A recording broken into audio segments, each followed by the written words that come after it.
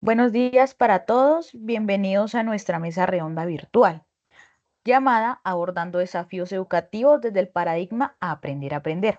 Mi nombre es Claudia y seré la coordinadora de este espacio.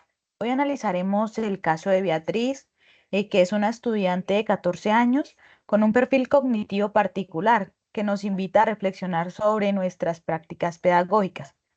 Antes de iniciar formalmente, quisiera contextualizar un poco esta discusión.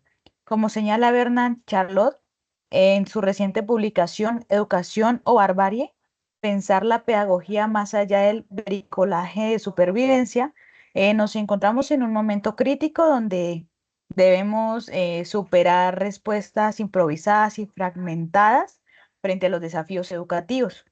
El caso es que discutiremos hoy requiere precisamente ese pensamiento profundo y sistemático que Charlotte nos invita a desarrollar.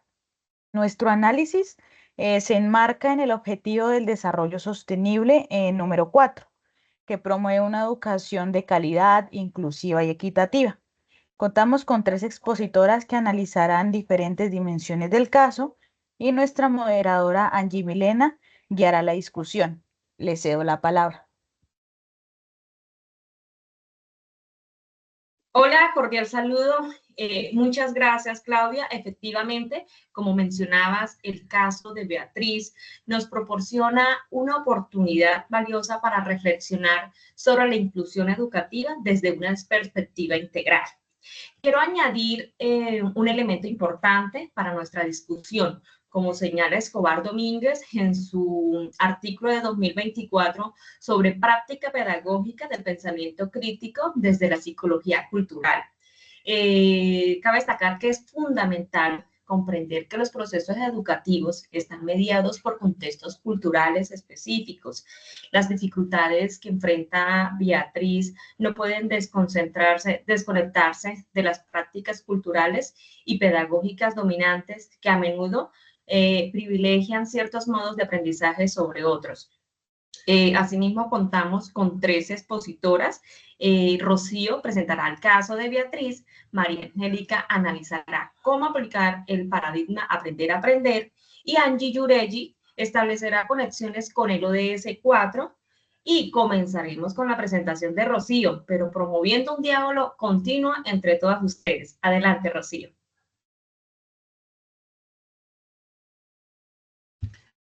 Gracias, Angie. Cordial saludo. Buenos días para todos.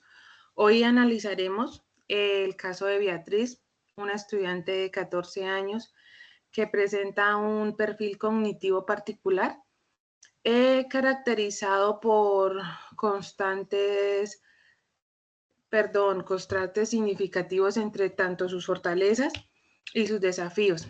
Beatriz posee una memoria excepcional, casi fotográfica.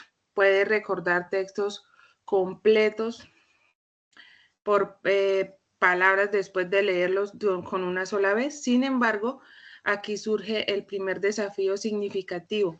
Enfrenta serias dificultades para comprender el significado profundo de esos mismos textos. No logra identificar ideas principales, hacer como inferencias o establecer conexiones entre conceptos. En el ámbito social, Beatriz muestra una ingenuidad extrema en sus relaciones interpersonales, no comprende chistes, bromas o frases hechas, lo que dificulta sustancialmente su interacción con sus compañeros. El pensamiento es extremadamente literal, lo que la hace vulnerable a manipulaciones. Rocío, perdón que te interrumpa. Lo que comentas me recuerda a lo que plantea Ana Abramowski en su artículo, los afectos y las emociones en el campo educativo, pues donde señala la importancia que considera la dimensión afectiva en los procesos educativos. ¿Crees que las dificultades sociales de Beatriz podrían estar afectando su experiencia laboral en el entorno escolar? Excelente observación, Claudia. Efectivamente, Abramowski nos invita a pensar más allá de las pedagogías de y considerar cómo los afectos y emociones atraviesan toda la experiencia educativa. En el caso de Beatriz, sus dificultades para comprender las sutilezas de la comunicación social probablemente generan experiencias de frustración, confusión y posiblemente ansiedad. Estas emociones a su vez pueden estar reforzando sus dificultades cognitivas y creando un círculo vicioso. Continuando con el perfil de Beatriz, en cuanto a las habilidades funcionales, tiene dificultades significativas para manejar el dinero y realizar cálculos monetarios básicos. Al hacer resúmenes tiende a reproducir el texto completo porque no logra discriminar lo esencial de lo secundario. Bueno, si me permites intervenir, Rocío, me gustaría señalar que este perfil de Beatriz nos coloca frente a una realidad y una necesidad de superar lo que menciona el autor Medina López Rey, que en su artículo, en su texto, que se denomina el aprendizaje adolescente en su trabajo sobre la pedagogía postdigital como síntesis del aprendizaje rizomático. Beatriz en el estudio del caso parece estar atrapada en un modelo lineal y secuencial de procesamiento de información, cuando lo que necesita ella es un pensamiento más rizomático, que sea capaz de establecer conexiones multidireccionales entre conceptos. Totalmente de acuerdo, María Angélica. Esa perspectiva rizomática que mencionas es precisamente lo que Beatriz necesita desarrollar. Entre las posibles causas de estas dificultades podríamos estar ante un caso de neurodivergencia, posiblemente dentro del espectro autista, con características savant o ante un desarrollo desbalanceado de funciones cognitivas. También es posible que su educación haya privilegiado la memorialización mecánica por encima del desarrollo de habilidades interpretativas. Bueno, pues me gustaría añadir algo desde las perspectivas de la ODS. Lo que describe Rocío refleja exactamente por qué necesitamos sistemas educativos flexibles y asimismo personalizados.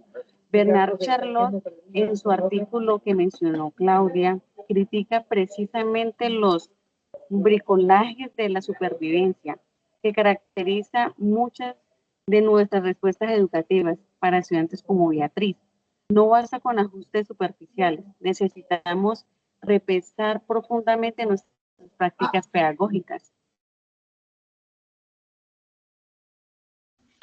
Exacto, Angie, las consecuencias de no abordar adecuadamente estas dificultades podrían ser graves. El mayor riesgo de manipulación y abuso, limitaciones de su autonomía, posible aislamiento social, frustración académica. En el a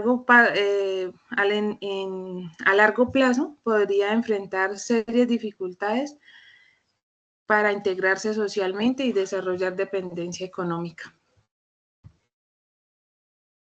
Muchas gracias, Rocío. Bueno, por esta detallada presentación. Antes de pasar a María Angélica, quisiera plantear una pregunta para todas. ¿Hasta qué punto de nuestro sistema educativo actual está preparado para identificar y apoyar adecuadamente casos como el de Beatriz? ¿Qué barreras institucionales ven ustedes? Bueno, pues si me permiten responder, considero que Charlotte nuevamente nos ofrece una perspectiva valiosa, pues él habla de cómo los sistemas educativos actuales a menudo operan con lo que se llama el bricolaje de la supervivencia, soluciones improvisadas y desarticuladas que no abordan causas profundas a los problemas, pues el caso de Beatriz requeriría una respuesta sistemática y coordinada, no intervenciones aisladas. Bueno, por mi parte coincido con Claudia y me gustaría también añadir al autor Escobar Domínguez, debido a que pues nuestros sistemas educativos aún están operando principalmente de una lógica homogenizadora que no reconoce las diversas formas en las que se manifiesta el pensamiento, este pensamiento crítico. Para casos como el de Beatriz, casos puntuales, necesitaríamos lo que Escobar denomina prácticas pedagógicas culturalmente sensibles, que se reconozcan y que se valoren las formas particulares en las que cada uno de los estudiantes procesan estos tipos de información. Excelentes reflexiones. Entonces, continuemos con la presentación de María Angélica sobre el paradigma de aprender a aprender y su aplicación en el caso de Beatriz. Dale, muchas gracias, Angie. El caso de Beatriz nos invita a reflexionar profundamente sobre cómo nuestros sistemas educativos responden o en qué están fallando en responder en relación a la diversidad cognitiva. El paradigma aprender a aprender es particularmente relevante en este caso, en el caso de Beatriz, debido a que se centra en desarrollar la metacognición, es decir, la capacidad de ser consciente de los propios procesos cognitivos. Para Beatriz, cuya memoria excepcional contrasta con sus dificultades de comprensión, un enfoque tradicional centrado en la memorización resulta obviamente insuficiente para ella. A mi análisis me gustaría articular el concepto de aprendizaje rizomático, como lo mencionaba anteriormente, que propone Medina López Rey. Este autor plantea que en la era postdigital debemos superar los modelos lineales y jerárquicos, estos modelos de conocimiento, para adoptar estructuras más parecidas a un rizoma, que sean horizontales, que sean multidireccionales y que tengan múltiples puntos de entrada tanto como salida. Este enfoque resulta particularmente pertinente para Beatriz debido a quien necesita desarrollar precisamente esa capacidad de establecer conexiones multidireccionales entre los conceptos.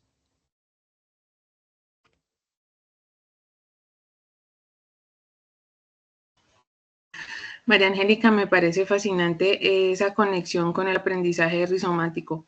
¿Podrías dar ejemplos concretos de cómo implementaríamos ese enfoque con Beatriz, considerando que sus características son particulares? Claro que sí, Rocío. Una aplicación concreta sería lo que podríamos llamar un mapeo conceptual dinámico. En lugar de solicitarle a Beatriz que memorice definiciones precisas, se podría invitar a Beatriz a crear mapas conceptuales donde cada concepto pueda conectarse con múltiples desde diferentes ángulos. Por ejemplo, si estamos trabajando con un texto literario, no buscaríamos una única interpretación correcta, sino que se le motivaría o animaría a Beatriz a establecer múltiples conexiones entre lo que son los personajes, los temas y contexto. Esto tomándolo en cuenta con la necesidad que pues tiene Beatriz en su proceso de lectura. Otro ejemplo práctico sería utilizar metodologías basadas en preguntas divergentes, donde no hay una sola única respuesta que sea correcta, considerada correcta, sino múltiples perspectivas válidas. Esto ayudaría a que Beatriz a superar su tendencia al pensamiento literal y unidireccional. Bueno, quisiera complementar lo que dice María Angélica. Desde la perspectiva de Escobar Domínguez, podríamos integrar lo que él llama artefactos culturales como mediadores del aprendizaje. Por ejemplo, usar objetos cotidianos significativos para Beatriz como punto de partida para desarrollar conceptos abstractos. Si tiene dificultades con el manejo del dinero, podríamos usar su experiencia personal como consumidora para construir progresivamente nociones más complejas de valor, intercambio y cálculo. Bueno, Angie, yo considero que eso es un excelente aporte debido a que esto se conecta perfectamente con el segundo eje que de lo que he venido hablando, que es el aprendizaje situado y al mismo tiempo contextualizado. Las dificultades de Beatriz con relación al manejo del dinero y la comprensión social sugieren que se beneficiaría enormemente aprendiendo desde contextos reales o simulados. Y aquí quisiera introducir otro elemento como tal que es muy importante, que es Anna Ambrosky, que nos advierte sobre el riesgo de las pedagogías que se fragmentan la experiencia educativa. No se trataría entonces de crear una pedagogía para Beatriz, sino de comprender cómo las dinámicas cognitivas, sociales y además emocionales se entrelazan en su proceso de aprendizaje. Claro que sí, María Angélica, y tu punto sobre el aprendizaje situado me parece fundamental, pues ya que Charlotte señala que una de las crisis de la educación contemporánea es precisamente la desconexión entre el conocimiento escolar y las prácticas sociales. Entonces, ¿ustedes cómo creen que podríamos reconectar estos ámbitos en el caso específico de Beatriz? Gabriela, es una pregunta espectacular en relación pues de todo lo que hemos estado hablando, pues debido a que creo que para Beatriz esta reconexión se podría dar a través de lo que se llaman comunidades de práctica de scaffold, es decir, involucrarla gradualmente en comunidades donde asimismo se enriquezan aquellas habilidades reales, el manejo del dinero, la interpretación de estas interacciones sociales que ella está realizando, pero andamiajes cuidadosamente diseñados. Por ejemplo, Beatriz podría participar en un proyecto de economía escolar, donde inicialmente tendría apoyos visuales explícitos para realizar lo que son las transacciones, que irían reiterando progresivamente. O de otra manera podría participar en talleres de teatro con guiones explícitos sobre las interacciones sociales que igual manera y gradualmente darían paso a improvisaciones más espontáneas.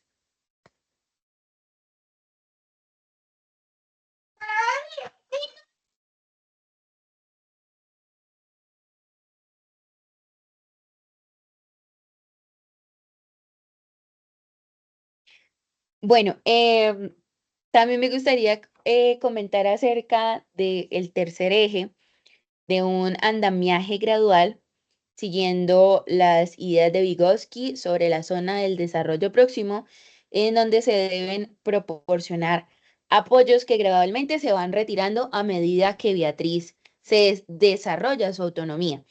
Y aquí me gustaría contrastar dos enfoques. Por un lado, lo que Medina López Rey critica como aprendizaje arbordescente, que es lineal, que es secuencial y predeterminado, y por otro lado, lo que se propone como aprendizaje rizomático, que es multidireccional, que es conectivo y al mismo tiempo es emergente. El andamiaje para Beatriz no debería ser una secuencia rígida de pasos predeterminados, sino una estructura flexible que responda a esas necesidades que puedan emerger.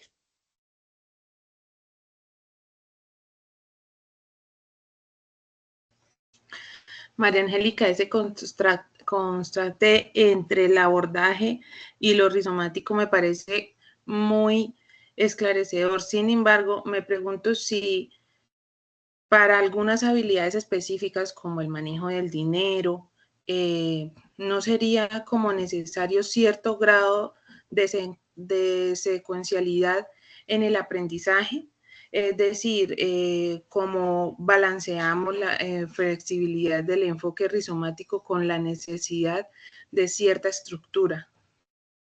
Es una pregunta muy buena como tal, Rocío, debido a que pues se puede pensar entonces en estos rizomas estructurados, es decir, mantener cierta secuencialidad en el desarrollo de habilidades específicas de Rocío, pero siempre y cuando todo sea dentro de un marco más amplio de conexiones multidireccionales. Por ejemplo, en relación con el manejo del dinero, podríamos tener una secuencia de complejidad creciente, es decir, empezar desde un punto muy básico, reconocer monedas y billetes, seguido de realizar transacciones simples, calcular un cambio, pero todo esto se debe conectar con las habilidades a los múltiples contextos, em, ya sea mandarla a la tienda, hacer una compra personal o hablar también de la economía de otros países. Ya estos niveles, como mencionas, deben ir, eh, su complejidad debe ir creciendo, o sea, debe ser de manera creciente. Y también se tienen que abordar otras áreas de conocimiento, ya que sea la matemática, la historia del dinero, la economía, entre otros aspectos. Si me permiten añadir algo, creo que Escobar Domínguez nos ofrece una perspectiva interesante cuando habla de la mediación cultural en el desarrollo del pensamiento crítico. Para Beatriz, podríamos pensar en diseñar artefactos mediadores, específicamente que le ayuden a visualizar y manipular conceptos abstractos. Totalmente de acuerdo, Angie. Estos artefactos mediadores podrían ser desde organizadores gráficos personalizados propiamente para ella, hasta aplicaciones digitales que logren visualizar conceptos abstractos de forma concreta. Y pues para finalizar mi intervención inicial y enfatizando aplicar este paradigma de aprender a aprender en el caso de Beatriz no significa que se le vayan a hacer un lado sus fortalezas, como su excepcional memoria, sino que estas fortalezas que Beatriz tiene se complementan con habilidades de comprensión, habilidades de análisis y al mismo tiempo de aplicación. No es cuestión de remediar lo que nosotros podemos considerar como deficiencias, sino construir sobre sus capacidades ya existentes. Gracias. Muchas gracias, compañeras. Bueno, ahora María Angélica, antes de pasar a Angie Yuregi, me gustaría plantear una cuestión para debate, considerando las perspectivas de Andragoski sobre las emociones en la educación. ¿Cómo podríamos integrar la dimensión emocional en nuestras estrategias para Beatriz? Bueno, pues si puedo aportar algo, considero que Abramowski nos advierte sobre reducir lo emocional a una pedagogía de las emociones, como compartimiento estanco. Para Beatriz, lo emocional debería estar integrado transversalmente en todas nuestras intervenciones. Por ejemplo, al trabajar en la comprensión lectora, podríamos comenzar con textos que exploren emociones básicas y ir avanzando gradualmente hacia emociones como más complejas y ambiguas, pues ayudándola así a desarrollar habilidades simultáneas, cognitivas y emocionales. Coincido contigo, Claudia, y añadiría que para Beatriz sería fundamental crear lo que Escobar Domínguez llama comunidades de pensamiento. Son espacios seguros donde pueda expresar sus interpretaciones sin temor al error y donde reciba retroalimentación constructiva que Vale. valide el esfuerzo mientras la guía hace comprensiones más profundas. Bueno, adicionalmente también me gustaría añadir, siguiendo a lo mencionado por Medina López Rey, donde que se pueden empezar a utilizar tecnologías digitales no solo como herramientas instrumentales, sino como espacios de expresión emocional.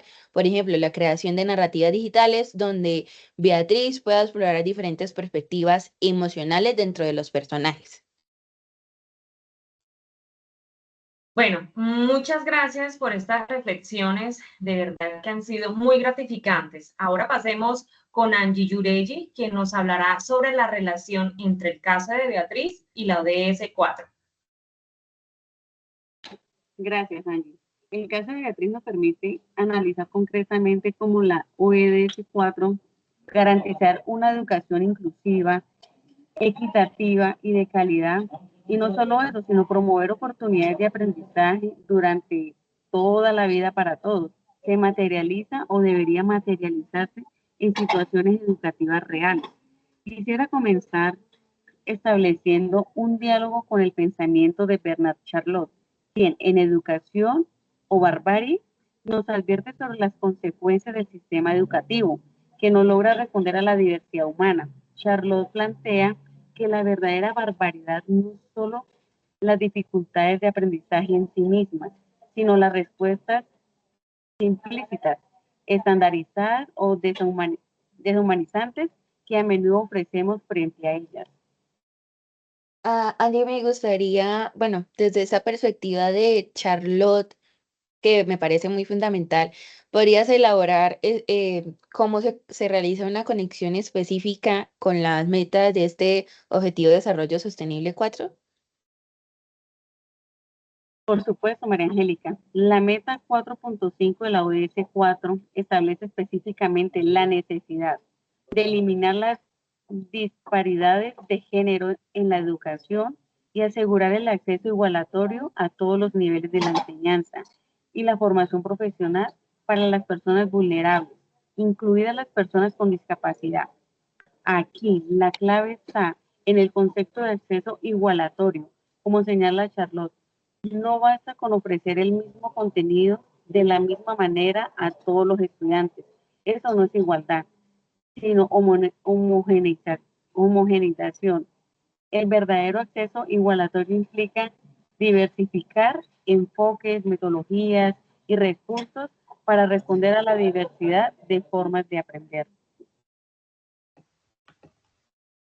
Angie, quisiera conectar con lo que dices, con el enfoque de Escobar Domínguez sobre la psicología cultural. Él plantea que el pensamiento crítico no es una capacidad abstracta y descontextualizada, sino una práctica medida culturalmente.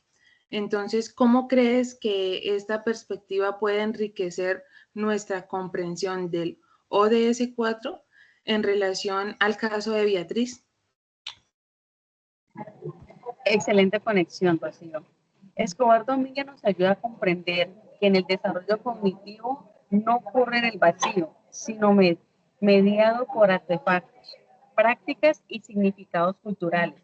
En el caso de Beatriz, esto implica reconocer que las dificultades no son déficits intrínsecos, sino desencuentros entre su manera particular de procesar la información y las prácticas culturales dominantes en nuestros sistemas educativos. Desde esa perspectiva, el ODS 4 nos invita no solo a incluir a estudiantes diversos en estructuras preexistentes, sino en transformar esta estructura para que respondan a la diversidad de formas de conocer y de aprender. Es lo que podríamos llamar una inclusión transformativa, no una inclusión asimilacionista. Bueno, pues también me gustaría añadir algo sobre la meta 4, pues que esta promueve construir y adecuar instalaciones educativas que tengan en cuenta las necesidades de los niños y las personas con discapacidades y que pues asimismo ofrezca entornos de aprendizaje seguros, que no sean violentos, que sean inclusivos y que sean pues eficientes para todos. Creo que pues siguiendo a Abramovsky, debemos ampliar nuestra comprensión de lo que constituye un entorno de aprendizaje seguro para incluir la dimensión emocional y afectiva, para que los estudiantes como Beatriz, la seguridad emocional es tan importante como la física.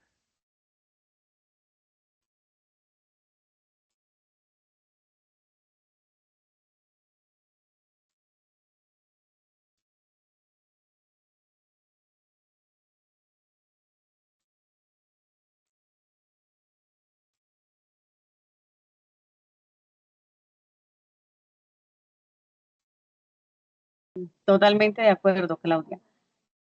Bravowski nos invita a pensar los afectos como algo separado de lo cognitivo, sino como una dimensión constitutiva de toda experiencia educativa. Para Beatriz, un entorno emocionalmente seguro sería aquel donde sus dificultades para interpretar interacciones sociales no les pongan a burlas o manipulaciones. y donde reciban los apoyos necesarios para desarrollar gradualmente esas habilidades. Y esto me lleva a otro punto.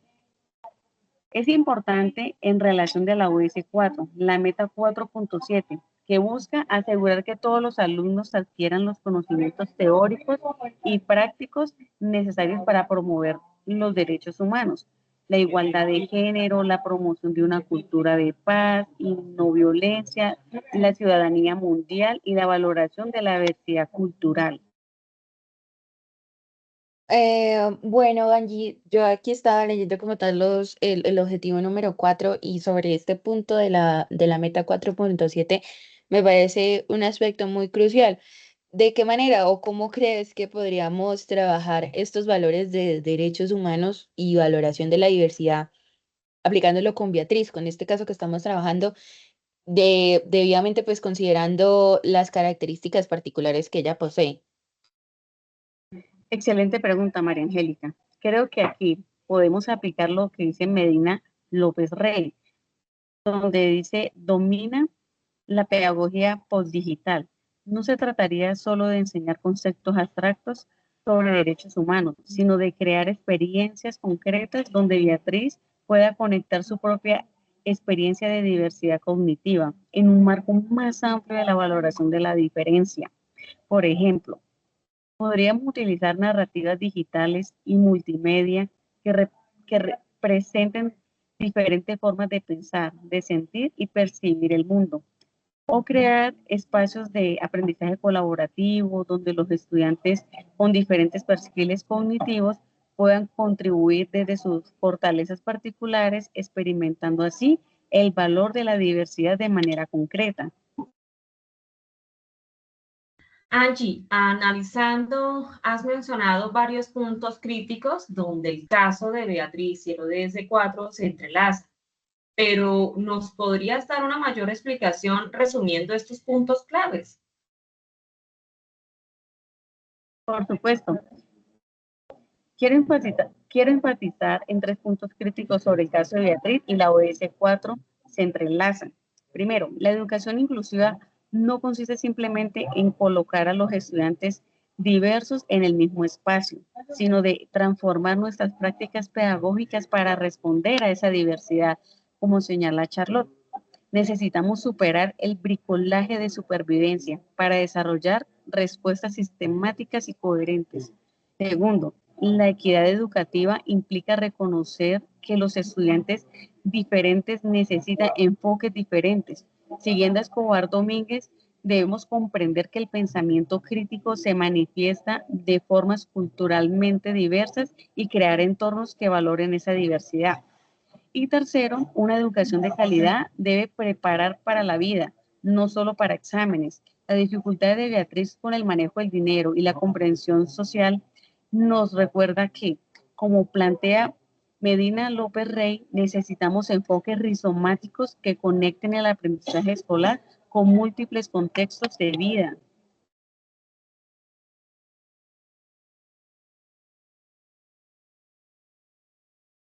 Muchas gracias, Angie Yureli. Bueno, ahora abriremos un espacio para preguntas y comentarios, pero antes me gustaría que reflexionáramos conjuntamente sobre un tema, y es cómo podemos garantizar que enfoques como los que hemos discutido y que se implementen a escala en sistemas educativos masificados y con recursos limitados. Bueno, pues si puedo comenzar la reflexión, considero que Charlotte nos ofrece pistas cuando critica los bricolajes de la supervivencia, pues no se trata de implementar intervenciones aisladas y costosas, sino de representar sistemáticamente nuestros enfoques pedagógicos. Muchas de las estrategias que hemos discutido no requieren recursos materiales extraordinarios, sino que pues principalmente una transformación en nuestra manera de concebir la diversidad cognitiva y el proceso educativo. Coincido totalmente con Claudia y me gustaría añadir desde la perspectiva de Medina López Rey que las tecnologías digitales pueden ser unos aliados poderosos en este proceso. No necesariamente deben ser pues última tecnología, algo muy sofisticado o costoso, sino herramientas que estén al acceso de Beatriz, de los docentes de Beatriz, que permitan flexibilizar y personalizar este aprendizaje. La clave fundamental está en utilizarla desde un proceso de comprensión más profundo de la diversidad cognitiva y no como soluciones mágicas en sí mismas.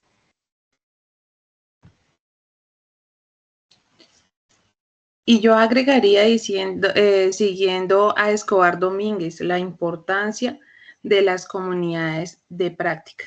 La transformación puede recaer solo en docentes individuales, sino que requiere comunidades educativas que colaboren, compartan recursos y construyan conocimiento colectivo como para responder a esa diversidad. Excelentes puntos. Y finalmente, como lo recuerda Abrahovsky, no debemos olvidar la dimensión afectiva. Crear entornos emocionalmente seguros y nutritivos no requiere de recursos extraordinarios, sino principalmente que la conciencia y el compromiso con el bienestar integral de cada estudiante. Así es. Bueno, hemos identificado que Beatriz enfrenta barreras en un sistema educativo pues que no está diseñado para atender la diversidad y pues necesitamos estrategias pedagógicas que sean más flexibles y una formación docente pues para poder cumplir realmente con el propósito del ODS 4. Y realmente si seguimos evaluando a los estudiantes con los mismos parámetros, o sea, evaluar a todos de la misma manera, nunca se va a lograr o sí, nunca se va a alcanzar una educación equitativa. El cambio que se debe ser de manera estructural. Bueno, hemos dado por terminación de este debate. Muchas gracias a todas por sus aportes. La pregunta que dejamos abierta es real, si es que realmente estamos preparando a los estudiantes para aprender a aprender. Reflexionemos sobre ello. Muchas gracias.